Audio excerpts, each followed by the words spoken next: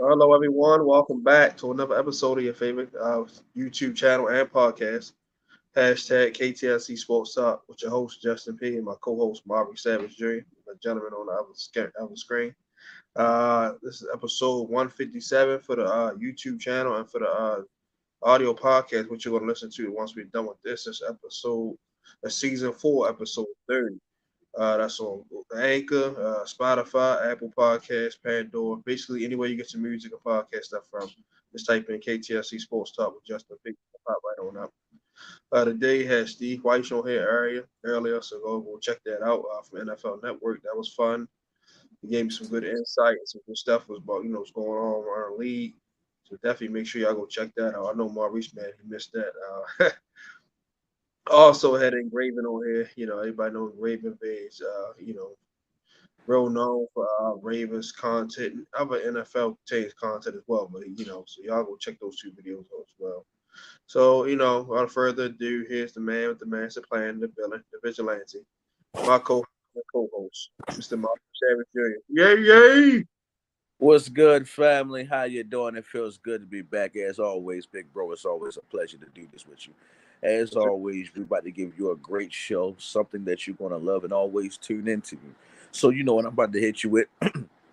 Of course, we're gonna hit you with some emotions, man, because everything we do, man, is really coming from the heart, man. We really emotional when it comes to this, and of course, we're gonna hit you with some opinions because when it comes to these sports, we're thinking very hard and we're not playing around. But at the end of the day, it doesn't matter unless we hit you with the facts. Yes, sir. That's a fact, Jack. Well, Maurice Knight to basically moderate the show, so I'm gonna go ahead and get into it. All right. Topic number one. Give me three or maybe five, but give me 3 to 5 teams that you think are winners of last week's draft. Well, this week's draft, basically. Okay, all right. Well, first I'm going to go with the New York Jets. Flat out, man, they killed it. They went and got Sauce Gardner at number 4, Garrett Wilson at number 10, two starters. Jermaine and traded back in the first. You got Jermaine Johnson from Florida State at 20, I think what at 26. Yeah, man. 3 day one starters. Then they got Brees Hall in the second round. He's gonna start. He's going Michael Carter and Ty Johnson not gonna be able to take charge from him. They also got Jeremy Ruckett out of Florida State, man. Amazing pick. They knocked it out of the park. The Lions, they went and got Jameson Williams. They took Aiden Hutchinson, Kirby Joseph. That was a good pickup. Who else? Josh Pascal from Kentucky. Flat out phenomenal draft. Then the Houston Texans with Derek Stingley, Keon Green. They got Jalen Petrie, John Mechie the third, and Christian Watson. That was an amazing draft. And then the Baltimore Ravens, of course, us, Kyle Hamilton at 14, a top 5 talent that should have been gone. Tyler Linderbaum, at 25, once we shipped Hollywood out of here. So, we flipped that into a starting center. Then got David Ajabo at 45. He was a first round talent. He fell because of the injury. He back with his defensive coordinator. So, Mm-hmm. and then Travis Jones at 76, a beast defensive tackle that had a first round grade. Then we got two good tight ends, Charlie Kolar and Isaiah Likely. Isaiah Likely is basically Antonio Gates. He's a big receiver. He's not going to really be lined up as a tight end. Two solid corners with Jalen Ahmed Davis and Demario Williams. And then the punter pick I didn't like at first, but I understood it because Sam Cook is basically probably going to retire and we can save that money to go pursue somewhere else, like another veteran in another position. And then Tyler Brady, the running back out of Missouri, man, he was a beast. So those are the teams right there. Lions, Ravens, Steelers. I'm sorry. Lions, Ravens, Jets, Texans. Okay, Lions, Ravens, Jets, Texans. I like that. That's a good list. I'm somewhat close to that list. To me, on that list, number one, I got the New York Jets, just like you. I mean, to grab 2 starters, well, 3 starters, like you said, basically in the first round. Well, the first 3 picks that you made is definitely unstoppable. It definitely showed the Jets organization and Jets fans that you're turning this thing around on both sides of the ball, not just on one side of the ball. Aubrey, As I said, we got some static in your background, so check probably your mic. It's like a lot of static. what about now? Is everything good? You can still. Yeah, you still can hear it a little bit. It's like some static. Like, yeah. Um, I don't. Is it loud static? Because I mean, I'm Kind of. So we can manage through it though. But go ahead, finish what you're saying. all right. But basically, like I was saying, man, I like what the Jets doing. They're showing on both sides of the ball. They're trying to change the organization around and to win the fan base back. They've been terrible for a couple of years. Probably haven't even had a real bright spot since the Mark Sanchez days. So this is definitely good for the New York Jets. Next up on my list, I got to go with the Detroit Lions. Same way as the Jets. You just grabbed something. There was a milestone on both sides of the ball. Getting Aiden Hockenson and then go and get my man Jameson Winston. Even though I really didn't like the pick of Jameis Winston, Jameis Williams going to the Lions, which is we'll talk about that later. I mean, it was a good pick overall. You're really selling Jared Goff. When you went to the Super Bowl, you went to the Super Bowl because you had a good defense and you definitely had a great offense that had a nice supporting cast. I think the Rams' offense was like ranked number one, and right now it's basically doing that. Jared Goff is not one of those quarterbacks that makes his wide receivers nice. He needs nice wide receivers around him. So this is a great move for the Lions, and I can't wait to see the Lions making a little bit of noise, especially the Jets and Lions. I can't wait to see them make noise. Number 3 on my list is the Baltimore Ravens. I actually like that the fact that the Baltimore Ravens, I know you know, but they got my wide receiver from Alabama, Slade, number 18. Oh my God! To me, that was a pick that really was a steal that people really don't know about. I hope that this guy goes under the radar, just like the Julia Edelman, just like the Wes Welker, and he perform and be great, just like them. I mean, he showed little spurts playing for Alabama, but of course, you know he's not getting the ball over John Meacham and Williams and all that. But man, I can't wait to see what he do. Um, a lot of people was kind of disappointed because we got rid of Hollywood Brown, but I mean, to me, that was just like a puzzle move. We got rid of a piece like that, but to add more pieces for our future and for us to be contenders right now. I like the pass rushes we got. My favorite pick definitely is that Kyle Hamilton. We definitely bringing that Ed Reed flavor back. So that's who I got at number 3. Number 4, I got to go with the New York Football Giants. They did the same thing as the Jets and the Lions and the Baltimore Ravens. Every team that I just named on my list, they addressed things on both sides of the ball. They didn't just do a couple picks on defense, a couple picks on back and forth, flip-flopping to make the whole entire team great, like how you're supposed to. So, Evan Neal, of course, Alabama, we in the building. Kayvon grabbed him with the first pick. I mean, we got something going here for the New York football team, Giants. I can't wait to see what else we do. And let me see. Is there an honorable mention? Where I said I liked it someone? Blah blah blah blah blah. I don't think there's anybody else. Excuse me, people. I don't think that. Excuse me, family. I don't think there's nobody else on my list. I got the Giants. I got the Ravens.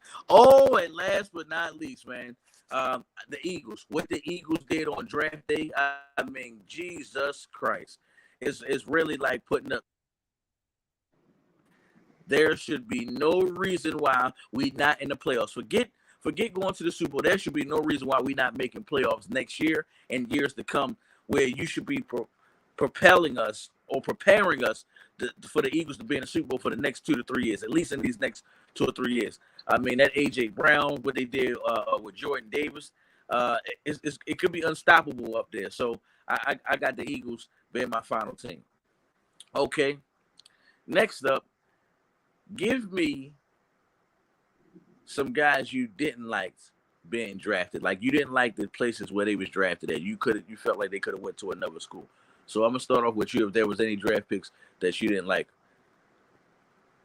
The punter in the 4th round that we took, like I just told you, I didn't get that. Like you can get a punter undrafted, or you could have took him with the 6th round pick. It's like I didn't. I mean, I get it, but it's like that's not a position where you're like, oh damn, we gotta get a punter. Like what? Like it ain't so easy to find. Like yeah, I didn't like that too tough. And then the Patriots 1st round pick, the guard Cole Strange out of Tennessee Chattanooga in the 1st round. Like Sean McVay thought he was going to draft him in the fourth round. He said, "Damn, any ball look at him. I thought he'll be, I thought he'll be available. I didn't think he'll be no first round pick." So yeah, I don't know what the hell Bill Belichick was thinking with that. And Wandale Robinson to the Giants in the second round, like he had a fourth round grade on him. So you know they didn't need him. They got receivers already as it is. They should have kept addressing defense, but hey. And what else? That's about it. I mean, everything. That's the only two picks that was like scratch my head on. Anything else pretty much was pretty good for the most part. So I'm gonna go ahead and hand that off to you. Well, for me, I kind of gave up one of my answers already in the last topic, but this one is just being a little bit of selfish and biased. I did not want to see my man James Winston go to the Lions and see if he could have a career or have a chance or even start a career in the Lions. I mean, we already know sometimes going straight to the Detroit Lions, meaning it's the end of your career, even when if it's just starting. So I didn't want to see him go there. So I'm just going to be biased. And my two picks that are very serious. I think Atlanta dropped the ball by picking up Drake London. There were at least two or three other wide receivers that were better than him. And we talking about changing Atlanta franchise around. I mean, you really have nothing that really sticks out on your offense that's flashy.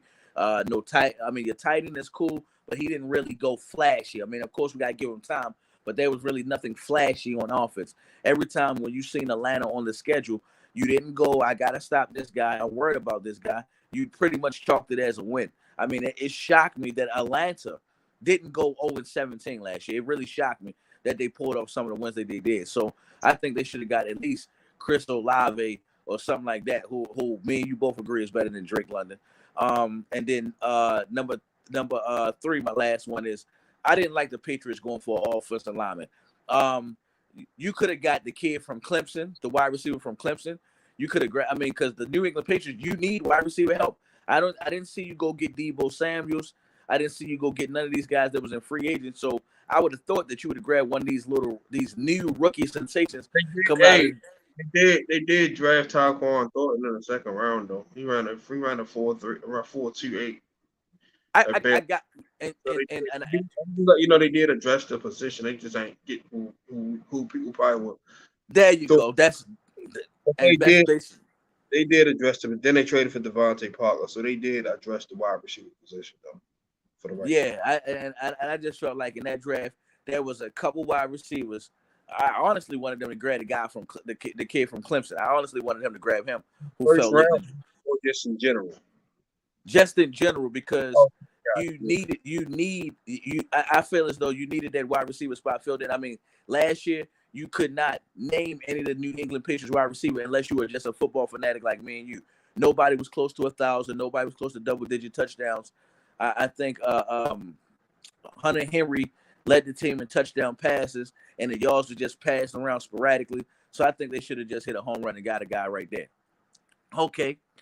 Next up, topic three, basically. Okay. Who do you felt was drafted too early? I'm gonna start off with you. If you felt anybody was outside of Cole Strange, the Patriots pick, and then Wandale Robinson, that's about it, honestly. And maybe Jahad Dodson at 11. That was a little early for him. Like, yeah, but other than that, that's about it. I'm trying to think. And a punter, of course, that he would have been there in the sixth round. But outside those four guys, that's about it. Everybody else, went. Tyquan Thornton went earlier than I expected. I expected him to be in the third or fourth round. So,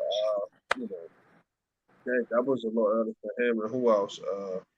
Josh Pascal from the Lions, he went in the second round. He had a third round grade on him.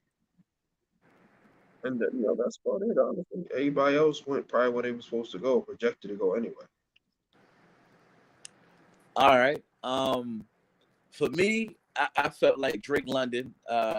He was drafted a little bit before a couple wide receivers. Like I said, me and you both agreed there was like at least two or three other guys that was better than him that should have went before him. Next up on my list, even though I wanted him, and I'm saying this, and everybody noticed, I wanted Kenny to go to the Pittsburgh Steelers, but we all both do this, and I was shocked that it didn't happen too. I thought Malik Willis was going to this team. I mean, straight up, honestly, I thought he was going to be a Pittsburgh Ballmer Steelers. It was said the other kid, he loved his game, so I'm guessing this move was probably like a owner or general manager. Yeah, they were splitting hands on him and Kenny Pickett, so it must have came down to the owner. Yeah, and my last one was Cold Stream for the Patriots. Like I said, I felt like I mean it was a good pick, but you could have dressed it anything else. You could have we again the Patriots. And I'm beginning to say we because I took interest in the Patriots, of course, via Matt Jones. But I mean, from what I've been watching last year, wanting Matt Jones to be successful. The Patriots, you need a corner. You need a number one corner. You lost J.C. Jackson, and you need the number one wide receiver. So I felt that like with those two picks, you should have been grabbing something. You should have been grabbing a number one corner. You feel me? Because I mean, nobody's really confident in Jonathan Jones. You really think Malcolm Butler's the Malcolm Butler that he was those 2 or 3 good years that he had? And it wasn't even all that. He just had a 2, 3 good solid years to let you know he could play corner in the NFL. Nothing that was shut down worthy. And then on the offensive side of the ball, I mean, you got Kevin Bourne. I wanted my man to be great, but it's only so much you can go and so much he can do. So they my 3 guys right there that I felt like was drafted a little bit too early. All right. Next topic. Who do you feel was drafted late? Guys that just fell in the draft. Give me some guys. It's easy. The Kobe Dean, man, he was a first round pick. Like that was just crazy. Like how the hell he fall to the third? He declined to have surgery on the shoulder, so that definitely like probably played the part. But nowhere in the world, a guy like him, man, that was the lead on that defense, a team captain, fall to the third round. The Eagles got to steal with him, man. He might win Defensive Rookie of the Year because he gonna have a chip on his shoulder, man. So the Kobe Dean and the quarterbacks, man, all of them, Matt Willis, Malik Willis. I'm sorry, Retta and Hal went to in the fifth, and then Corral went in the third. Like damn, like all the quarterbacks, man, they were all projected to be first or second round picks. All of them fell to the third, day 3 on up. So definitely quarterbacks. That's it right there. Uh, All right. Well, for me on this, a guy who I wanted to go to the Patriots or the guy who I wanted to go to the Ravens, I'm gonna go with Justin Ross. I mean, that guy, the kid from Clemson. Um, that's what I'm talking about right there. I felt like he should have been a Patriot right then and there. I felt like that should have been a need to have been picked up. And Matt Jones would have had some type of life. You getting a weapon like that inserted into your offense that gives the whole offense a little bit of surge, and it gives your confidence give your quarterback a little bit more confidence. Mind you, now you playing good with minimum weapons, and then you go and get you like a number one target, a favorite little a security blanket. I mean that right there, and then of course I gotta agree with you, Sam Howell, Malik Willis, all these guys, all these quarterbacks. There's no way. I mean, like Sam Howell, to me, it had Seahawks written all on it. In my eyes, it had Seahawks written all on it. And I don't know how it didn't happen at all. Especially, some people was even saying that Sam, the kid from North Carolina, like he had the chance to be the best quarterback out of everybody because of his quarterback tangibles. Not that he could throw the ball good or throw this or run it. He could just do everything right and everything better than anybody else. It was more that probably most quarterbacks was more athletic than him. So I definitely got to go with the quarterbacks, but my favorite one, it got to be Justin Ross. All day I had him going to the Patriots. All yeah, day. y'all know why his situation, that spinal injury. So that's like that's a tough situation because teams don't want to be responsible if he get out there and get hit and then he end up being paralyzed. So and you're looking at a lawsuit. So that's why he went. That's why he fell undrafted because it was more so medical. It wasn't like he would get. Some people undrafted because they can't play flat out, or they just not. They don't think they're that good. Difference with him is they know he's that good. It's just the medical. That makes sense. All right. Final topic before we get up out of here. Um, we're gonna get into these NBA playoffs. We got to talk about the NBA playoffs. Been very lit because of the things that have been going around the NBA with NFL with the trades and free agency, and of course the draft. The NBA right now, it's getting attention, but it's not getting that much attention. So they better make it real hot in here. But from what I know and from what you know, let's skim around the playoffs and talk about how things are going well, especially right now in the second round. So the first game we're going to talk about, if you had a chance, and I'm pretty sure you did. What's your thoughts on Game 1, Milwaukee versus the Celtics? The Bucks just punished them flat out, man. They just punished them. Like the Celtics, your Celtics, I told you this. Y'all going to have some problems with teams that got a serious power forward or center. Because y'all a little small there. Y'all got Beast, who's only 6'7", 6'8". Robin Williams, he's 6'7", 6'8". And Giannis is almost 7 feet tall. And you got Brook Lopez, 7 feet tall. Bobby Porter, 6'11". So they just beating y'all inside. That's all. Giannis is doing what he want to do. And, Tatum and Brown going to do what they do on the offensive end. But on the defensive end, who's going to stop Giannis? It's that simple. Who's going to stop Giannis? Drew Holiday, he time enough for Marcus Smart because it's basically like the same type of player, defensive player, Mm-hmm. both can score. So, he's not going to back down from him. You got guys like Grayson Allen stepping up. He's coming in and giving them 15, 20 points. Then Brook Lopez can step out and shoot the ball, at 7 feet tall. So they just taking it to them. Just flat out. They just playing bully ball with the Celtics right now. So, you know, All right. Well, for me, I agree with pretty much basically everything you're saying.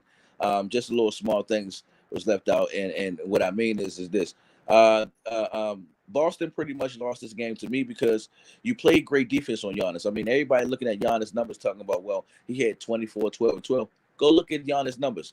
It took Giannis 21 shots to score 23 points.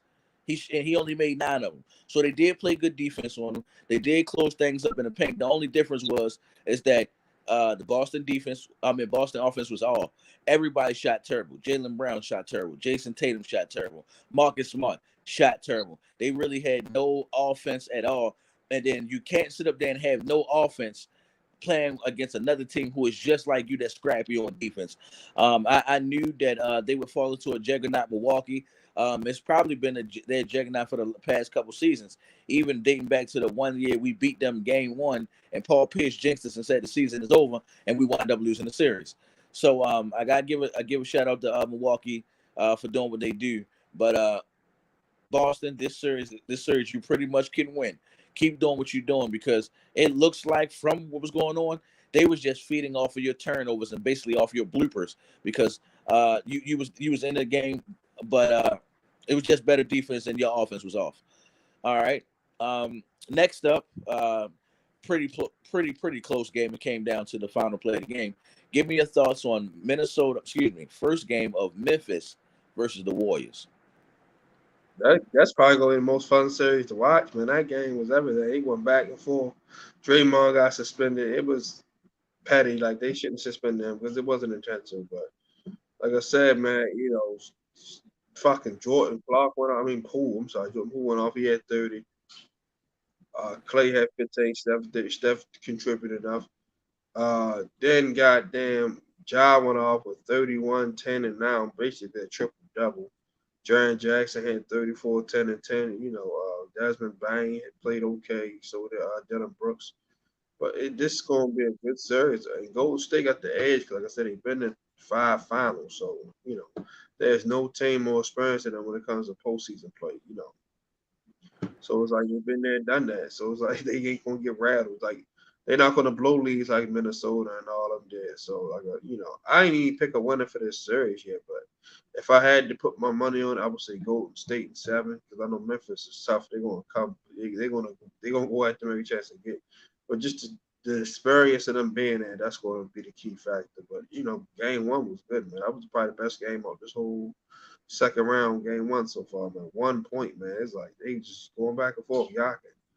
But Ja did his thing, John Jackson did his thing, Jordan Poole definitely did his thing. It's on you. Well, for me, I definitely agree with you saying. It was just that more of if the same thing for you. If I was to be asked that question, I'm going with the Warriors, and I probably would go with the Warriors within 6. The only reason why I say I think the Warriors have more help, more supporting cast. I mean, you got guys coming off the bench contributing. I mean, not to say that Memphis doesn't have that, but to me, the Warriors, what they're doing is way much better. It looks like they see that they are a dynasty. It looks like they see that nobody can stop them. Like, I mean, like we talking about if the Golden State Warriors was coming up during Michael Jordan age, these guys would be coming to take down Michael Jordan and be fair Michael Jordan. These guys on some we're not scared of anybody. We're not scared of our nowadays Michael Jordan. Like they would be happy if the Warriors could have a chance to play the Lakers and eliminate them. You feel me? Eliminate the Clippers and then eliminate Minnesota. I mean Memphis, and then go to the NBA Finals. Like the Warriors is on that type of team. Like we're not scared of nobody. We got two of the best players of all time, Klay Thompson and Steph Curry, one of the best defenders. I ain't gonna say greatest, Draymond Green, and he's a playmaker. So it was more to me, more Warriors, because when you look at the end of the day, John Morant, he's putting up big numbers, but John Morant not shooting like that. I mean, it go to show you that some guys can shoot the ball like Westbrook, but because they doing everything else nice and better, it gets overlooked. A lot of these guys scoring 30 points, 40 points. I mean, go look at the stat sheet. They probably scoring 40 points, but they took 40 shots and probably only made like 15 from the field, like something like that. But John Morant, they badly lost this game, and they lost this game just because the Warriors have more soldiers. I mean, when you go look at that play when John Morant went to go win the game with the layup, when they bleeped Minnesota, it was just him going to the rim by himself. This time when they did it, it was like two guys going at John Morant, which caused him to miss that layup. So that's that. The next one, give me your thoughts on Miami versus the 76ers. Oh, the Heat, man. The Heat gonna be too much for them, especially about Joel Embiid. Now Tobias Harris and James Harden and Max gonna have to pick up that scoring load. That's 35. That's 35 points gone. So that means each one of them got to score probably 15 or 20 points extra. I don't know if they can do all that. James Harden can, but is it gonna be efficient? Because he always wants to go to the free throw line. So it's gonna be tough, man. Miami's so deep, man. You got Tyler Hero, them guys knocking down shots. Duncan Robinson, when he get hot. Kyle Lowry, he's that savvy veteran. He's gonna get them 15, 20 points easily. Then Jimmy Buckets can go off and get 25, 30 like in nobody business. Then PJ Tucker, a savvy veteran who's scrappy, gonna play defense. He can get 10 points just by shooting threes. Like I said, you got Bam out of body on your boy. Now without Embiid, he's gonna go ham, man. He's gonna go to ham. Now he got easy access to the lane, but the big 7 foot up there. So and then he's a better coach than that. I'm sorry, I love that, but I gotta get Spoelstra's the better credit. Like, so he's gonna make those adjustments that Doc Rivers not gonna make. So, the Sixers gonna probably lose the series and probably 6 at best. And I'm being nice, but I really think 5. So, no Embiid, no advance. So that's all I gotta say for us that game. Floor's all yours, coach. Well, that was huge what you said that last part. No Embiid, no advance. That's 1,000% for right. Right. So once that's going on, that's what it is. What it is. And to me, for the 76ers, the name of the game is going to come down to Maxey and James Harden. It's really going to be, can we win with Maxey being the second player and James Harden being the third? Can we win? And if you do win like that, all that does is put a question mark next to James Harden name, as you're no longer one of the greats. And what I'm starting to see is, not to go off subject, is it seems like all these people nowadays that we're calling the greats, as soon as they go down to the bottom, they automatically erase from the record books. Like, prime example, LeBron James. He's easily was known as about to be the GOAT. Well, some people, these new millennials, say he's the best of all time.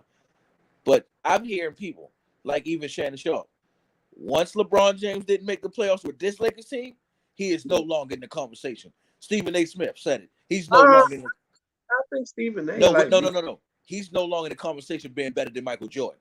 That's what we're No, saying. he never was in the conversation for that period, but it's like, but he's still the second or third greatest player of all time. So it's like, I give him that, but I'm saying I'm glad that our fans are saying, like, okay, Michael Jordan with Anthony Davis and Russell Westbrook would have went to the playoffs. Fuck that. You feel me? And you couldn't do it. And the same thing with James Harden. We was just talking about how James Harden, this was disrespect too. I never said this. But when James Harden was putting up the Michael Jordan numbers for those little bit of seasons in Houston, they were saying that he is the best scorer of all time, which is insane. I would still take Allen Iverson and Michael Jordan over James Harden any day. This is just me. I would you're even not even take the better. You're not even better score than Kevin Durant. So how they gonna say better score than yeah, Joe? I would. Hell, I'll go deeper. I'm still taking Carmelo Anthony and Dwayne Wade over this guy. You feel me? Um, Uh, but Wade is a better all around player, but I don't know about score. but that's just me. Yeah. But I'm still taking Dwayne Wade's heart over this guy scoring any day. Um, Yeah, but I think the name of this game is going to come to that. So basically, it's all on James Harden's shoulders. James Harden should be playing at A1 ability, whether Joel Embiid is there or not. I mean, James Harden alone. We talking about back in the day when James Harden was on Houston. Him alone could take Houston to the NBA Finals. So right yeah. now, he should be able to do that. Put the team on his back. He got a nice supporting cast. Him alone should be able to be a good match to get these guys past Miami. But here you go right Not here. No, with no, him. no. I know. I'm just saying I him, get what you're his saying. name alone. He that talented enough he been carrying, but the Yeah, Miami Heat, they the number yeah, one seed. well, this ain't no debate for me. I picked the Miami Heat to go to the NBA Finals since day one of the NBA season. I've Probably been both the same match. I think Heat versus Suns. Yeah, and what happened is I'm going to stick behind Heat versus Suns. I'm not going to jump the fence. But Yeah, when we just describe everything that the Warriors have and everything that the Heat have, I think both of those teams match each other. We talk about starters yeah, and I can then see that. a bench. We literally You starters got and they the have best a bench. Poster and Steve Kerr. That'll be fun to watch.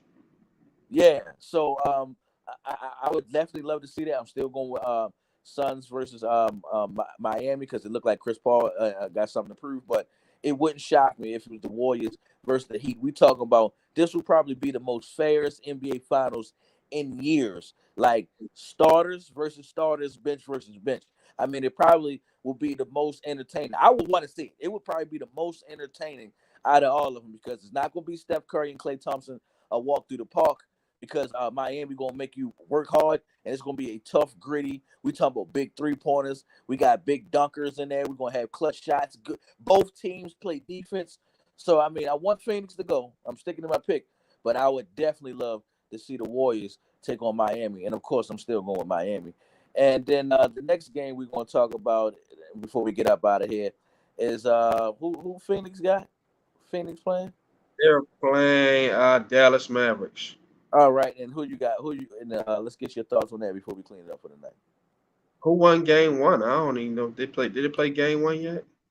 Give me 1 second. I don't think they. I don't think they did play. I don't think they did play game one. Let me see. Mavs. Um, I don't think they. I don't think they played yet. I think they played tonight, right?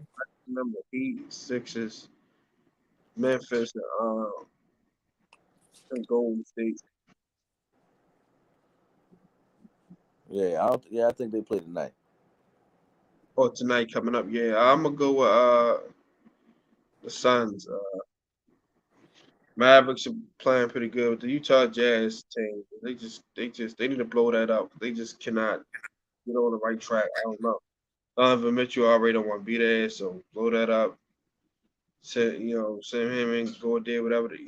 Rudy Gobert, whatever they want. So for them being loyal to, but just restart over because it's not working. Y'all done been 3-1 leads. Y'all done been 2-0 leads. It's like it's just not working. They haven't really been good since they beat my Thunder in the playoffs. When Mitchell was a rookie. That's the last time they really made a run. But other than that, they've been getting sent home.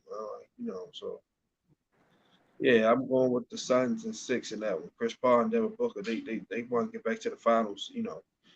Because they got a bad taste in it. But Chris Paul not trying to retire like Stockton and Malone and Barkley trying to get him one. So I'm gonna go with the Suns and six. Um, for me, I agree with you in the same way. I'm going with the Suns in 6. I don't think the Mavs have enough. Hell, to be honest, I want to say the Mavs lose in 5 because I don't see that much. I mean, I just see that Phoenix just doing enough to be on some shit where it's like, yo, let's get past these guys, the hard work of the Warriors. Let's just flat out put it what it is. Let's get past this easy work and get to the hard work. Like, I mean, let's get it out the way. So, I mean, if Phoenix is trying to get to the NBA Finals, like how I chose them to do, this should be easily cleaned up. Hell, if you can sweep these boys and hurry up and get to the Warriors because it looked like the Warriors they got a tough one on their hands. They got the tough, better matchup out of the two teams. But nah, man, this is where you clean it up. You sit back and watch the Warriors battle for their life. I mean, this could honestly be a walk in the park for you, Phoenix, for you to get to the NBA Finals. Let me hear me to say this. You can honestly sweep these guys winning 5, while the Warriors go 7 games with Memphis. You can get a lot of rest. I mean, come on. If I'm the Suns, I'm sweeping Dallas, getting these guys out of here and studying the Warriors bad. Because I mean, what if Memphis was to beat the Warriors? Memphis gonna be tired as hell. Mamba Rant minutes gonna be high. The whole team gonna be. You should be able to beat on their ass. So I'm just saying, Suns, don't blow it. You can go to the NBA Finals for the third time in NBA history. Don't blow it. And that's all I gotta say. Well, everyone, thank you guys for tuning in. Taking time to spend schedule to chop it up with us. Like I said, I had an audio, on Anchor and Spotify. That's gonna be season 4, episode 30. This episode right here for the YouTube is episode 157. Co-host, go ahead, do your thug dizzle. Hey man, it's another great show, another great time talking to the family. I love what I had to say today, and I definitely love what Big Bro had to say today.